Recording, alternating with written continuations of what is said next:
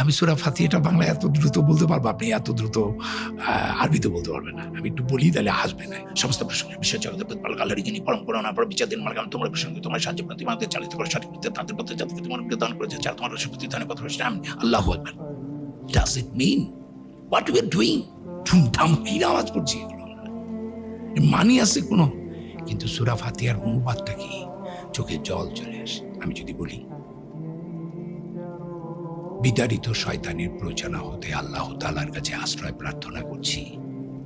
পরম করুণাময় পরম দয়াময় আল্লাহর নামে সমস্ত প্রশংসা বিশ্ব জগতের প্রতিপালক আল্লাহরই, যিনি পরম করুণাময় পরম দয়াময় বিচার দিনের মালিক।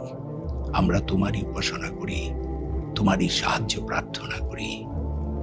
তুমি আমাদেরকে চালিত করো সঠিক পথে, তাদের পথে যাদেরকে তুমি অনুগ্রহ দান করেছ, যারা তোমার রোষে পতিত হয়নি, পথভ্রষ্ট হয়নি। আমিন। আলহামদুলিল্লাহ। আউযু বিল্লাহি মিনাশ শাইতানির রাজীম। বিসমিল্লাহির রহমানির রহিম। আলহামদুলিল্লাহি রাব্বিল আলামিন। আর রহমানির রহিম। মালিকি ইয়াউমিদ্দিন। ইয়াকা না'বুদু ওয়া ইয়াকা নাস্তাঈন। ইহদিনাস সিরাতাল মুস্তাকিম। সিরাতাল্লাযীনা আন'আমতা আলাইহিম গায়রিল মাগদুবি আলাইহিম ওয়ালাদ-দাল্লিন। কি সুন্দর!